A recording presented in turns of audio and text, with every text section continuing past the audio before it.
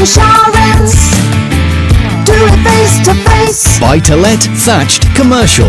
We're your high street insurance brokers for all types of insurance. Avoid faceless internet firms. High House Insurance, do it face to face. See Neil and the friendly team at High Street Selsey. High House Insurance, do it face to face. Or call Selsey 606 552. Hello and welcome to Selsey Internet Radio. I'm Emma Corley. Today we will be bringing for you an interview with Tony Tomlinson from the Selsey Camera Club, a poem from Liz Dunlop and a short story with local author Ellis Berg.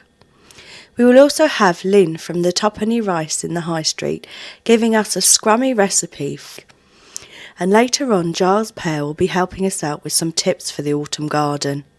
And we will finish with a thought for the day from the Rector at St Peters Church. But firstly, I have some what's on for you. So without further ado, let's get going. Grab yourself a pen and paper so you can jot down anything that you might like to go and have a try. Firstly, the guys in Selsey Town Hall will be bringing some Christmas magic to the town this year. In the 4 weeks leading up to Christmas, they will be presenting the following free Saturday morning cinema screenings to help spread the festive cheer to you all. Saturday the 30th November, they will be screening Elf, a great family favourite in our house. Saturday the 7th of December, A Muppet Christmas Carol. Saturday the 14th of December, A White Christmas, another brilliant film. And Saturday the 21st of December, It's a Wonderful Life. A lot of people say that's their favourite Christmas film ever. So go along and join them in the town hall for some free family fun. The screenings will start at 10:30am. The doors will be open from 10am for pre-film refreshments and festive treats. Tickets are not bookable in advance, so just arrive there early on the day to make sure you have a seat. That sounds a fantastic thing to have a go and just join in with everybody to start Christmas off. Right, now let's go on to something different. For some of our younger members of our community is Music for Under Fives, and that's held on a Friday morning in St Peters Hall, and that's at 9:30am. Staying with our young ones, Sunbeams and Parents and Toddler Group, they hold their meetings on a Friday, 10 o'clock to 11:45 at East Beach Church, Marisfield Place. It's 50p a session, and grandparents are also welcome. For more information on that, you can telephone Selsey 605 236. Now, staying on with a few Christmas things, which is going to happen quite a lot, I think, through November into December, is a Christmas fair on Sunday the 3rd of November, and that's at the Cat and Rabbit Rescue Centre in Sidlesham. Go along to their Christmas fair to the centre for Christmas fun for all the family and lots of bargains to be had. Entry for adults and children is £1, or you can donate some cat or rabbit food, either which they'll be very happy with. Food and refreshments are available there all day, and the fair opens at 11am and closes at 3pm. And that's the Cat and Rabbit Rescue Centre, Chalder Lane, Sidlesham. And staying with them on a slightly different note, if you're interested in having a cat, a kitten or a rabbit and taking it home to rehome it, you can give them a ring on 01243 641 409, and they're always looking for people to adopt all the little animals that they have up there, and especially this time of the year when a lot of people unfortunately decide that they can't afford to have animals leading up to Christmas. Right, next I've got for you, at Enbourne Garden Centre, they are holding tabletop sales every Friday, Saturday and Sunday through November and December. And that's the garden centre next to Pagan Harbour Nature Reserve on the Selsey Road. So you can pop along there and just pre-book a table, or just pop along there and have a look and buy something and support the guys that are taking part. Well, that's just a few things that are happening in Selsey in the next few coming days. So let's get on with our first interview, and it's with Tony Tomlinson from the Selsey Camera Club. Here going for Selsey Internet Radio, and I'm talking with Tony Tomlinson, who's the chairman, yes. Chairman of Selsey Camera Club. That's right. So, when does the club meet, and when does it meet? Club meets every other alternate Monday. We've just had a meeting this Monday gone. Our next meeting is a week on Monday. We meet at St Wilfrid's Church Hall in Church Street in Selsey. Yeah. We meet from 7:30 to usually around about 9:30 in the evening. You can come along as a guest free of charge for the first two meetings. If you decide you want to join, it will cost you £20 for a whole season's membership. That works out £1 a meeting, which is incredibly good value for money in today's day and age. And new faces, whether you're an absolute beginner, a novice, an intermediary or a high-end professional, we welcome all levels of photography. Okay. So, obviously they have to come with a camera, but could a camera just be an iPhone, for example? Anything that takes a digital image, you're more than welcome to use as your camera. It's not about the camera, it's about what you see and about what you take pictures of. I'm a firm believer in not paying too much attention to your actual equipment. After all, nobody asks the chef when they sit down for a meal, oh, that was a lovely meal, what were the knives you were using, or what pots and pans did you use. It's what the end result is, it's what you produce at the end that matters. Only sort of, when I've been working around a lot of photographers, they seem to think that if they buy the latest singing or dancing Nikon or Canon Wonder, that they're going to take better pictures. And it's many photographers, it seems to me, are far more impressed with the kit around their neck than with the photograph they shoot. Is that prevalent in the Selsey Camera Club, no. or are people just interested in the images? No, I think we're more interested in the images at the Camera Club. I've yet to come. I get questions quite often for, is this a good lens to buy? Is this a good camera body to buy? But it's generally members that have got to a point with their own cameras and finding that it doesn't do that little bit more, so it's time for them to move up, which is a good time to upgrade your equipment, rather than thinking, if I buy the latest Canon or the latest Nikon, I'll take the Wonder Picture of the Year.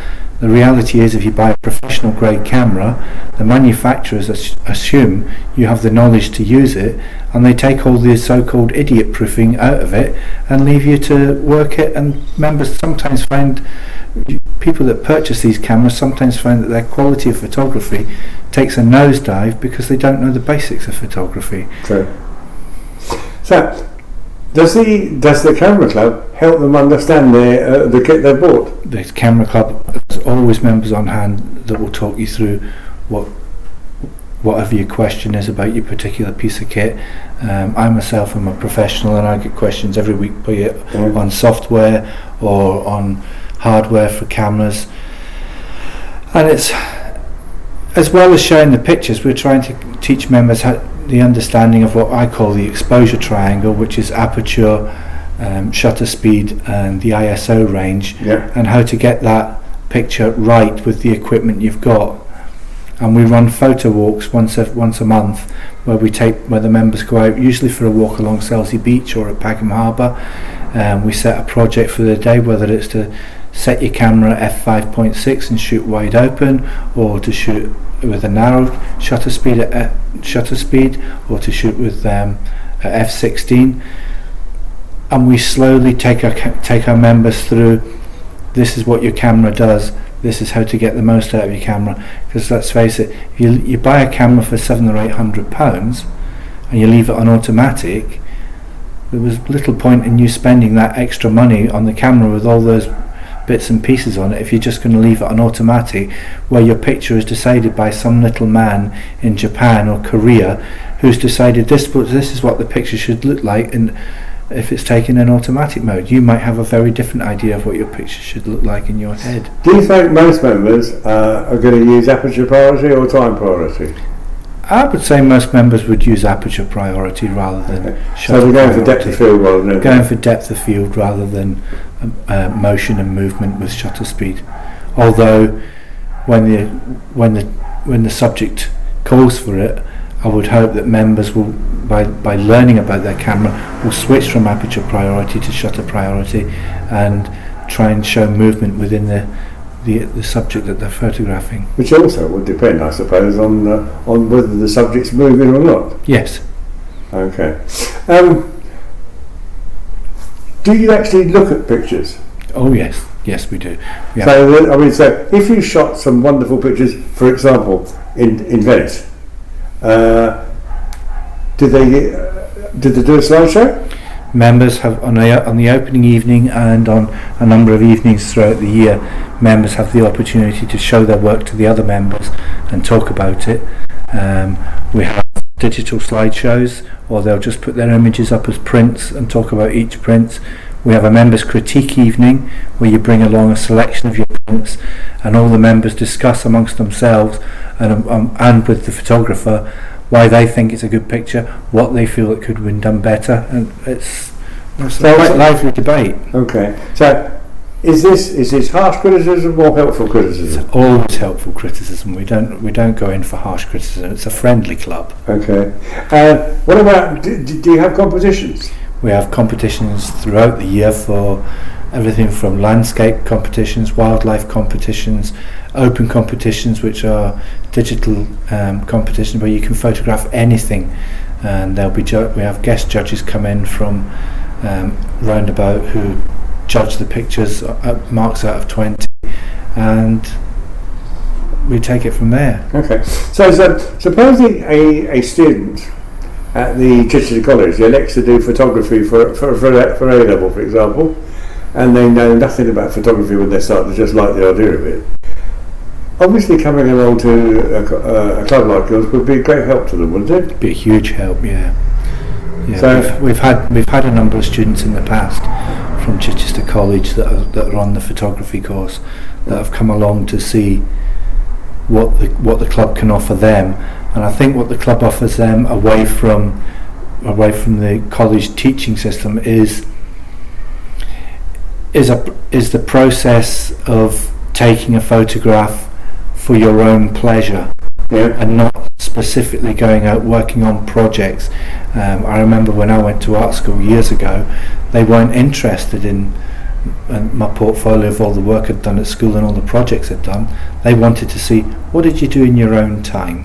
And that's all they wanted to see. Well, I think that's very important because it reflects what you as a person are seeing, and what you're trying to capture in your camera. You can't take a great picture if you haven't got your camera with you. That's what I always say. Yeah. So you need to carry a camera all the time, don't you? Yeah, everything for your iPhone acts as a camera, or your smartphone, or even a little digital compact camera. Yeah.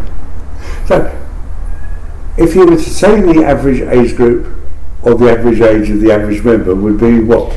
I would say the age range goes down to around to mid-30s, right up to members in their 80s and 80s. I think we've got one member just touching 80. We do have a member who's in her teens still. She's just joined this year. She joined with her mum. I think they're having a little. So it's friendly. Yes, I think the age range. Yeah, I think the mother and daughter are having friendly competition between themselves to see who can get the most points in competitions. If you're just beginning, Tony, and you haven't really got an idea of what sort of camera you want to buy, what sort of budget would a new photographer be looking at to get started? I would say a new budget, you could pick up a second-hand reasonable digital camera for as little as £150 with a general purpose lens on the front of it. Okay, so and that would produce worthwhile pictures? That would certainly produce worthwhile pictures, yeah. So how many megapixels would the sensor be on that? 10, 12 megapixels. Okay, fine. What do you feel about this sort of constant surge amongst the manufacturers to go for larger and more sensitive sensors? I think it's just trying to sell you the next whistles and bells. As a professional sports photographer, I'm still using a camera that has 16 megapixels. Yet Canon have brought a camera that now has 24 megapixels. You can spend £25,000 on the latest Hasselblad and have 48 megapixels. But the reality is that these images are going into print, they're going onto screens, and there's only so much resolution you need. And I defy anybody to tell me the difference in a well-taken picture at 48 megapixels, 24 megapixels, or 12 megapixels. Yeah. Okay, so the average person in the average house who's producing prints, how often would they make a print bigger than A3? Sadly, not often, not that often. I would have thought the average person. A 10 megapixel sensor is more than adequate for that. Absolutely, a 10 megapixel camera will get you an A3 print. But as a camera club, we limit our picture sizes with a mounted frame to 20 by 16. Okay. And most people, I would say about half the club, use A3 printers to produce their pictures on A3. Any 10 megapixel camera, your iPhone or your smartphone will blow up to that resolution quite comfortably. What printers are they using? There's a mix. Some members use Canon printers, some use HP, and some use Epson. They're all as good as one another at that end of the market. And how much would a printer like that cost? Well, that's the $9 million question, isn't it? The printer itself is reasonably cheap, but as we all know, the ink is more expensive than blood. Yeah. So can you use compatible inks? Yep, compatible. Most printers these days will take compatible inks. I don't see any difference between the members using compatible inks for the printed competitions to those using fully branded prints. I think the difference would come, they say the branded inks will last you 125 years. Well, I'm not going to be around in 125 years, so I'll leave that to my great-great-grandchildren to confirm that for me at a later date. Do you do an annual exhibition? Yes, we do. We have our exhibition during the Selsey Festival Week, usually at the Town Hall. That's where it's been for the last 2 years. Right.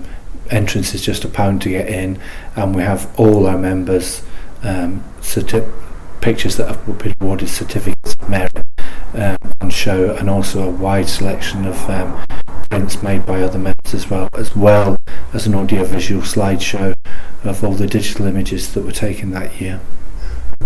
So, if I want to come along and have a look, I have to come along on a Monday. Yep. Is it the first and second Monday, or first and third Monday of the month, or when is it? No, it varies actually. Our next meeting is on. The next meeting for the Camera Club is on the 14th of October, and that's for the John Sayers Landscape Trophy. Okay. That's a competition for digital images taken in and around and on the Manhood Peninsula itself. So even to take part in the competition, you've not had to go far. We've got the wonderful beach of Selsey, and still have the lifeboat station to photograph, however long it's left there. Well, I don't think we'll be taking that down very soon. So, I can come along on October the 16th. October the 14th. 14th, right? And it's going to cost me nothing to come in. Nothing to come in, as it's your first visit. Yeah. And then I can make up my mind. You can make up your mind, yeah. I think I'll do that, Tony. Okay. Thank you very much. Not a problem at all. Thank you. Bye-bye. Bye-bye. Now on to our next slot. Firstly, we have a poem from Liz Dunlop, and then after Liz, we go straight on to Ellis Berg, our local author, who will be reading us one of his fabulous short stories. This is Selsey Internet Radio, and I'm Hugh Graham, and I'm here to tell you that Selsey is full of delightful eccentrics, and one of them is a lady called Liz Dunlop, who, when she's not fixing people's feet because she's a chiropodist, is also a poet. So I've invited her here this evening to read one of her poems. Go on, Liz, read the poem. Wesley William was his name, the boy who slid down Grandad's drain, and though he wouldn't have felt much pain, he wouldn't have the chance again. You see, poor Wesley was quite small and barely ate, if ate at all. He winced at sweets and raspberry fall, 'twas why he was not very tall. If Wesley stood behind a tree, the tree is all that you would see. His height was less than 3'3", his waist was thin as it could be. If Wesley got caught in a breeze, his feet would leave the ground with ease. He'd swirl around with falling leaves, and always land on bony knees. He'd oft been warned to eat his dinner, to stop him getting any thinner, to help prevent a misdemeanour, of which he would not be the winner. Wesley William was so thin that every crack he could fit in, and every gap and every drain was a risk he'd face time and again. The drain at Grandad's lay in wait, the drain that sealed poor Wesley's fate. He slipped so easily, slid right in, Wesley William, thin, thin, thin. So, who was Wesley? Wesley was a boy based on my son, when once upon a time Archie was a very thin boy. Okay. You have to say, Liz, that you're not exactly thin. No, not particularly. So a little warning to us all will be maybe in a poem you will read another week, because there is a terrible fate for people who like their pudding. So what's that poem called? Well, it's to do with being a diabetic and having an addiction. So we'll have that 1 week soon. You'll have that 1 week soon. All right, we'll invite you back. That was a lovely poem, Liz. Thanks a lot. Thank you. Okie dokie. This is the story of the Selsey dog. I don't know if you've heard about this amazing animal, but if you have, you can switch off now, or hear it again, just as you wish. He's not much of a tale, if you know what I mean, but this is the only one about him. He was a very famous dog, even if you've never heard of him before. He's been forgotten for a long time. This happens to a lot of famous people. Sir Archibald Hamilton, Marie Law, old Adam Crabster. Who remembers them? We're all forgotten in time. Anyway, this dog was famous, but only in Selsey, and I'll tell you why in a moment. You see, he was a most surprising beast, because he not only understood every word you said, and I mean every word, but he spoke perfect English. Yes, perfect English. Unusual in Selsey, where we have our own lingo, don't we? And something else he became famous for. Nobody knew where he lived, or who he belonged to. If you asked him who he belonged to, he answered, "Me," which wasn't helpful, because he should have had a licence, 7 shillings and 6pence in those days, and they didn't know who it was who should pay it. They gave up in the end. The other thing was, if you asked him where he lived, he said, "Where I sleep." And if you asked him where he slept, he said, "Where I live." So they gave up asking questions. Yes, oh dear. You'll be asking why he was famous only in Selsey. I'll tell you why. Everybody kept the secret that they had a talking dog, because they knew those people in Siddlesham, the ones the other side of the ferry, wouldn't rest until they'd stolen him and sold him to a circus. They'd do anything, them Siddlesham folk. But in spite of his fame and all the amazing things he did, only one story was left to tell the neighbours and their children and their children's children, and that was this. Oh, I better warn you, it's not much of a story. But if anyone you know happens to know a better story, you'd better get it down on paper and let me know. I'll make sure you'll be the one to tell it. This is it, the story. One day, this famous dog trotted down the high street and went into the post office. He approached the counter and put his paws on it, so that he could speak to the clerk on duty. The clerk saw the dog and knowing who he was, said, "Yes, sir, what can I do for you?" The dog said, "I should like to send a telegram." The clerk picked up his pad and said, "Yes, sir, what message would you like to send?" The dog said, "My message is bark, bark, bark, bark, bark." The clerk said, "Very good, sir. But did you know that for no extra charge you can send 2 more barks?" The dog said, "Don't be ridiculous. That would make no sense at all." I'm sorry if I disappointed you, but that's the only story I have of the famous Selsey dog. But if, as I say, you hear another, then you know what to do. Just contact Selsey Internet Radio and leave the rest to me. Good night. Thank you, Liz and Ellis. Such entertaining stories Ellis has, doesn't he? Right, now let's go over to Lynn from Tuppenny Rise. We're back in Tuppenny Rise. Hello, you. And I'm talking to Lynn Reeve, and she's going to give us another fascinating dish. What dish is it going to be, Lynn? Well, I was thinking in the week, Hugh, we need sort of stable dishes, don't we, that are going to suit everybody's purse pocket and fill the family up and still be nutritious. Okay, so cheap and cheerful today. Cheap and cheerful, this one today, and it's just a sausage, leek and apple pie. It's Oh, delicious. brilliant. It's delicious with something like a carrot and swede mash. Okay. Absolutely beautiful, and it's not going to be hard on the pocket either. Okay. Now, to start us off, because we didn't touch on short crust pastry last week, we're going to do that this week. So we're going to start off with making the short crust pastry. Good.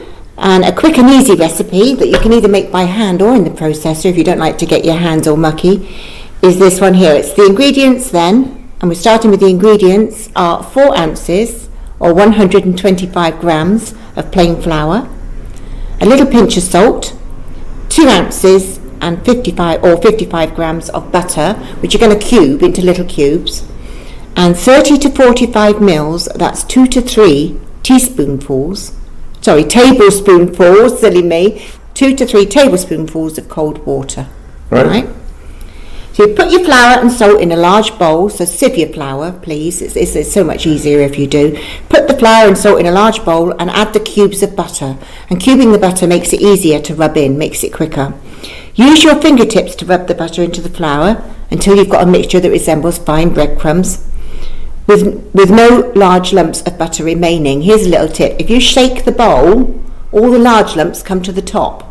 Okay. So you can go on then, rubbing it in. Try to work quickly so it doesn't become too greasy, and using a knife, stirring just enough of the cold water to bind the dough together. When my granny was making this, she used to put the cold water in the fridge the night before. Yeah, the colder the better.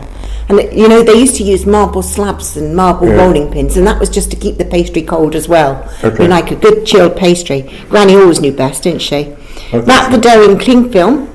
So wrap it all up in cling film and chill it for 10 to 15 minutes before you use it. Now you could use a food presser for this. You could put the flour and the butter and the salt in the food presser, and you could just pulse it until the fat is rubbed into the flour. And then with the motor running, you gradually add the water until you get that dough that you want. But only add enough water to bind it and then stop, all right? Because if you put too much water in, you're going to end up with a gooey mess. Wrap it in cling film and bung it in the oven. Okay. No, bung it in the fridge. Bung it in the fridge, not the oven. For the filling of this lovely pie, you need 8 pork sausages, 3 leeks, which you're going to slice up, 1 peeled and sliced apple, 1 tablespoon of plain flour, 1 tablespoon of grainy mustard, so you want like a whole grain mustard, 200 mils of stock. Right, that could come from your leeks, couldn't it? Yes. Yeah. And your short crust pastry. And you need an egg at the end of this just to finish it off, just to glaze the pastry with. You'll have your oven heating to 200 degrees centigrade or 180 if it's a fan oven. Alright, that's gas mask 6 for those of you that have got a gas oven. Yeah. Fry the sausages in a large frying pan until they're browned all over. That's a gentle fry, you don't need a huge, lots of gas. Just fry it in very gently until they're brown all over. Remove them and put them to one side. Take out most of the fat left in the pan, and a really good way to do this is with the paper kitchen roll. That's a really good way to take out most of the fat left in the pan. Then add the leeks and soften for about 8 to 10 minutes. So your leeks are softening in the pan. Add the peeled apple slices and cook for 1 minute more.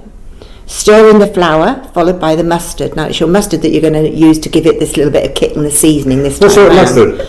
Whole grain mustard's really good. You want a really nice grainy mustard. Pour over the stock and bubble for 2 minutes to make a sauce, and it will thicken. All right. Then you chop the sausages into chunks and stir them back into the pan and tip everything into a large oven-proof dish.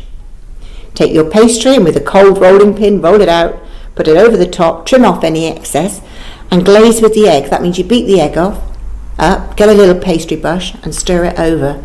Really nice tip if you're making a nice fruit pie, because you can use that pastry for anything now, is to put some caster sugar over the top of that. You're not going to do it for this because you don't want fruit, you don't want a sweet sausage pie, but if you put caster sugar over the top as well as the egg, you get that lovely brown glazy finish on a fruit pie.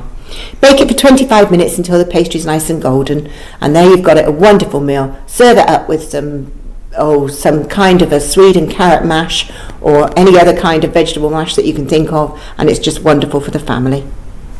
Could you just use sausage meat? You could just use sausage meat, yes. You just brown it and cook it off first. Yeah. It wouldn't matter. Okay. Yeah? Well, thanks for that, Liz. That sounds delicious. I'm going to try that during the week. Good, Ham. Hugh, you let me know what you think. So hopefully all of you would have got that and would have written the recipe down. If not, you can pop in and see Lynn, and I think she has some recipes printed out for you to take home. And she also stocks all of the ingredients. So now let's go on to our next thing, which is Giles Pear, and he's giving us some gardening tips for the autumn garden. I'm Hugh Graham with Selsey Internet Radio, and I'm talking with our resident gardening genius, Giles Pear.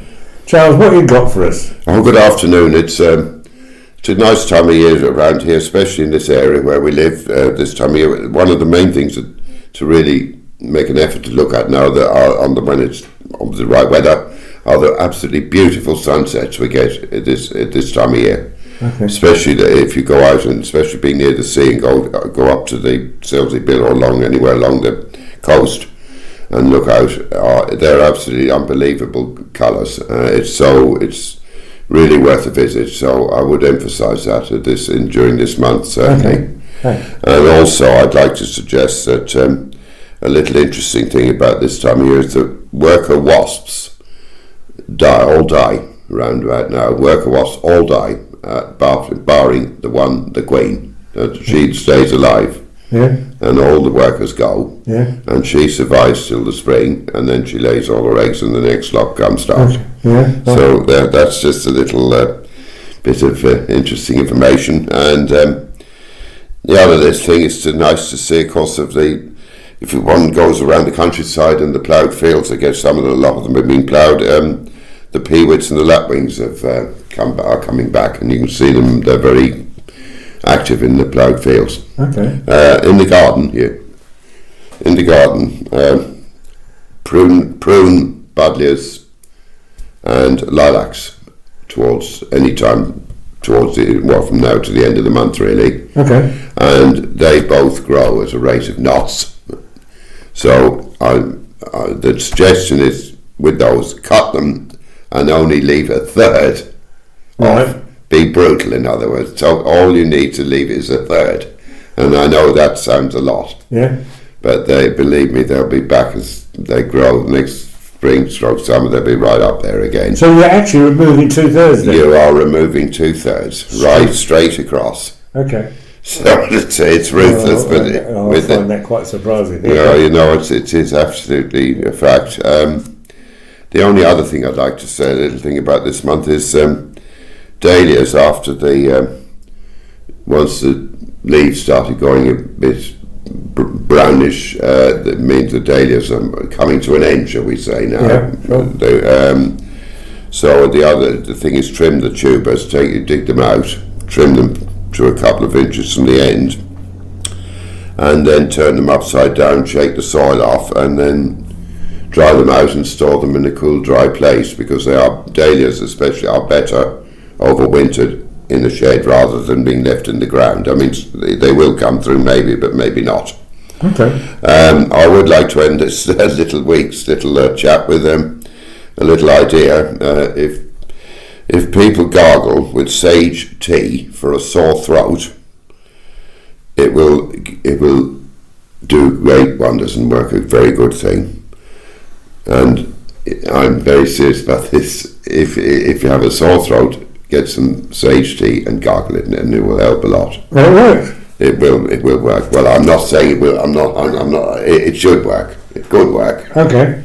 Well, my wife suffers from sore throat, so Yeah, well, I'm going to get some sage have a tea. go with Get this. some sage tea. Have a go. Yeah, exactly. All right, thanks a lot, Giles. We'll see you next week. Now we finish with a thought for the day, and it's the Rector of St Peters Church who'll be reading it for us. So I shall leave you with him in his capable hands and say goodbye to you, and we will hope to speak to you next time. Goodbye. Right, this is Hugh Graham for Selsey Internet Radio. I'm talking with the Rector of Selsey, James Wesson, who's going to tell us all about the gateways to heaven. Some of you will have seen the beautiful new cross on the Lich Gate at Church Norton, which was dedicated and then erected during Holy Week. It is a work of real quality and distinction, made by the skilled hands of local craftsman Robin Kennedy. And when you go to have a look, notice the carving of the fish at its base. Lich gates are to be found all over the country, and they are peculiar to Britain.